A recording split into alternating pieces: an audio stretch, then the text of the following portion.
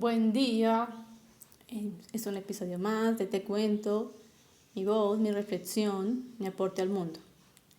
Amigos, ¿cómo estamos hoy? Muy bien, afortunadamente. Como dice mi amigo Alejandro Cardona, estamos muy bien, dice él, embilletándonos, dice. Ahí vamos, amigos, vamos en esa conciencia de la cultura, de la educación financiera, amigos.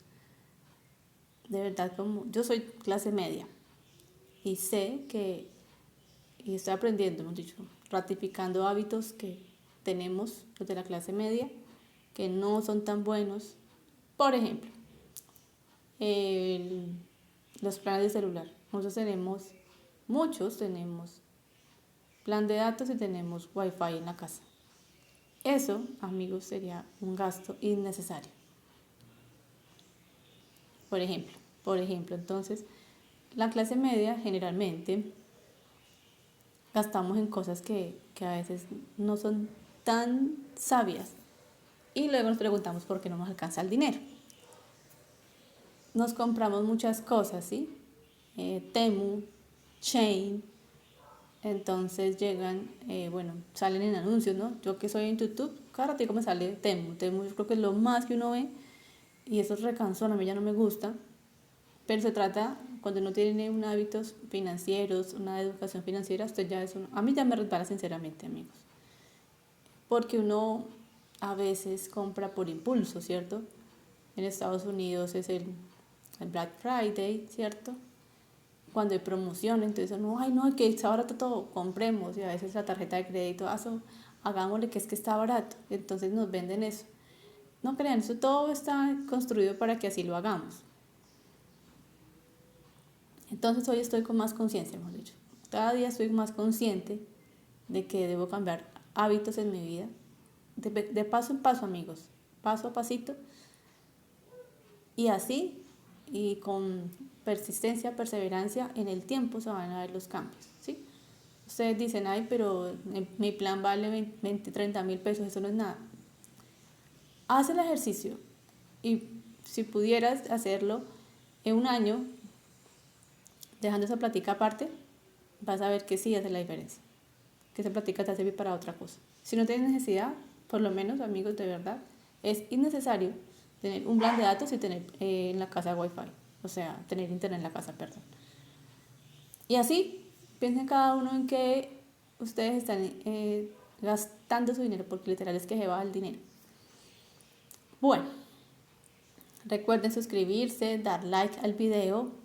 Esto es un canal énfasis espiritual, pero también hablo de la parte mental y también de la parte física.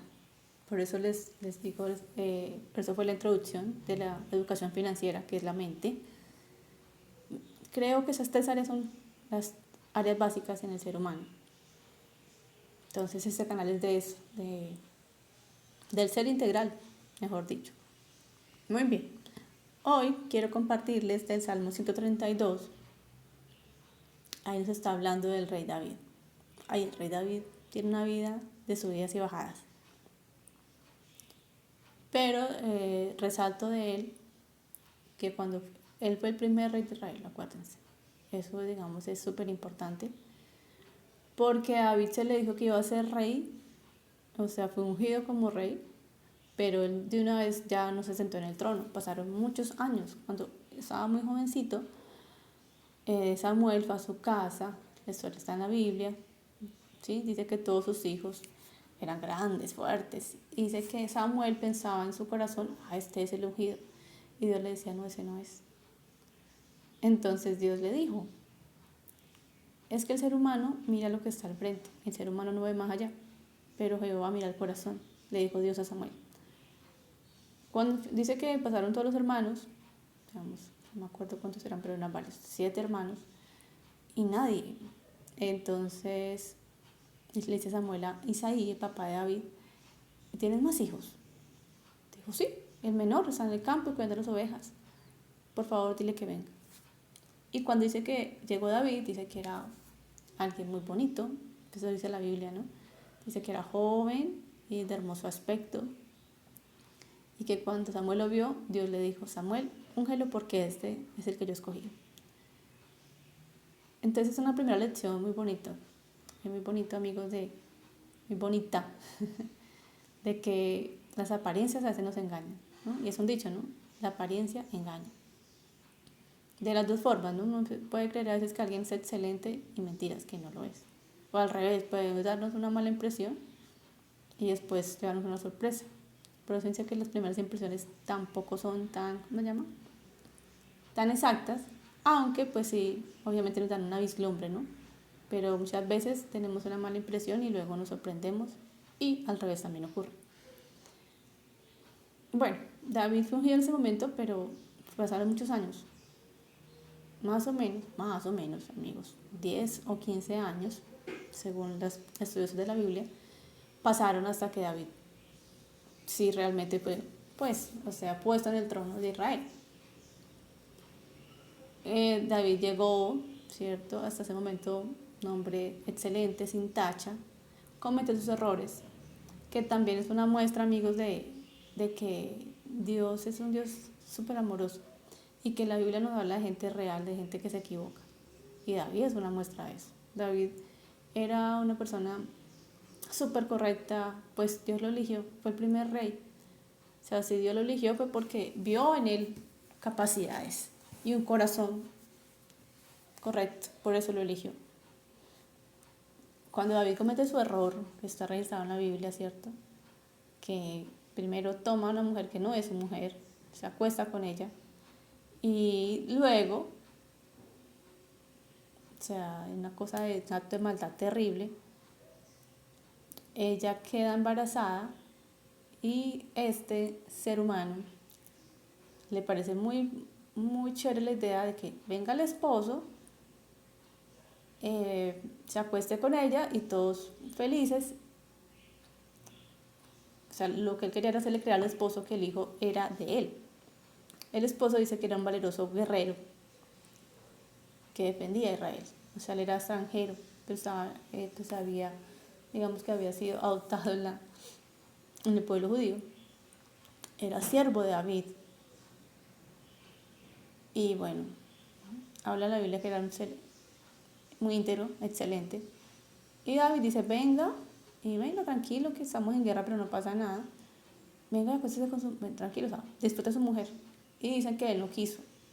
O sea, él tenía todo armado ya para que nadie supiera que el bebé que está esperando, Betsabé se llama ella, pues se hiciera pasar por el hijo de él, y aquí nadie supo nada, aquí nada pasó y todos sigamos la vida como si nada. Pero amigos, las cosas no funcionan así, ¿cierto? Sabemos que las cosas que hacemos tienen sus consecuencias, lastimosamente. Y digo lastimosamente, pero también es bueno para que aprendamos. Esa es la idea, que aprendamos, ¿no? Bueno, en todo caso, pues no ocurrió nada de eso. No se pudo llevar a cabo ese plan de David, ese plan macabro, porque aquel ser íntegro, Urías, dijo: no, ¿cómo se le ocurre? Estamos en guerra, yo no puedo. O sea, todos están peleando, yo voy a disfrutar a mi esposa. No puedo. Y no quiso. O sea, literal no quiso, porque más que David lo incitó, le dio trago y todo, y se lo emborrachó. Nada. Entonces, ¿qué seguía? No, pues tocaba seguir, imagínense. Ya, como dicen, ya uno miente y la mentira se sigue creciendo como una bola de nieve. Entonces David le dijo a su general: por favor, ponga a este frente de la talla. O sea, frente de la talla era lo más recio, y ahí sabían que morían o morían. Y efectivamente el caso fue que Urías murió. ¿Por qué? Porque David lo mandó a matar así. O sea, fue el autor intelectual. No lo mató directamente, pero pues lo mandó a matar. O sea, igual.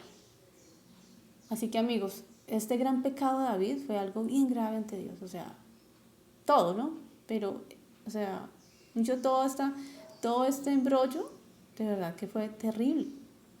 O sea, cualquiera diría: no, David no tiene perdón de Dios. O sea, Dios lo hubiera destituido.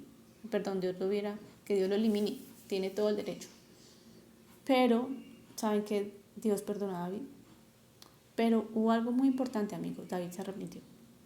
Se arrepintió de corazón. David sufrió mucho con sus hijos después. una violación, una hija de él fue violada por un hermanastro, luego el hermano de ella mató a luego ese mismo hermano quiso robar el trono a David y entonces luego también murió. O sea, mejor dicho, la casa de David quedó patas arriba, literalmente. Y aún así, pero con todas esas consecuencias y todo, pues David fue perdonado por Dios, pero porque buscó a Dios, amigos. Y eso nos enseña algo muy valioso, de verdad, que podemos cometer errores, pedirnos, mejor dicho, como dicen por ahí, como los perros en misa, o sea, mal, sí, porque a David le fue muy mal, amigos. Creo que, o sea, él entendió que todo lo que pasó en su casa fue también, pues, consecuencia de todo lo que le había hecho. Y acá quiero recalcar algo, amigos, no porque Dios quiera, no. Cada quien tomó su decisión, David tomó su decisión, sus hijos tomaron sus malas decisiones, ¿cierto? Dios no los impulsó a nada de eso. Cada quien tomó su decisión. Pero digamos que David fue que comenzó. David comenzó con sus malas cosas. Eso fue tremendo, amigos. Y David también quiso hacer algo, bueno, pasó de eso, pero también quiso hacer algo bien bonito. Fue que quiso construir la casa de Dios, el santuario de Dios. Él tenía su idea en su corazón,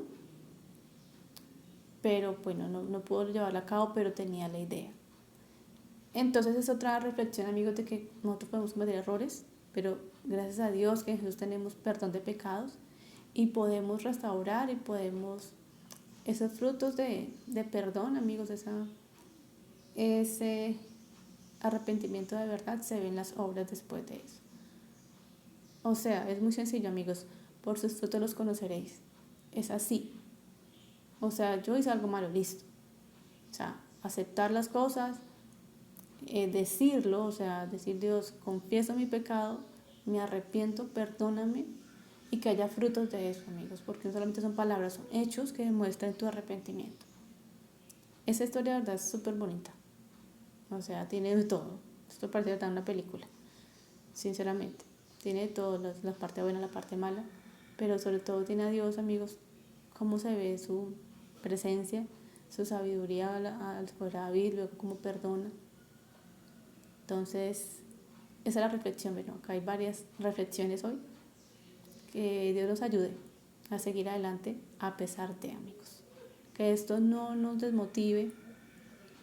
Muchas veces cometemos errores muy graves que a veces decimos: no, Dios no puede perdonarme, no me puede perdonar nadie, y pensamos cosas horribles como irnos de este mundo, ¿sí?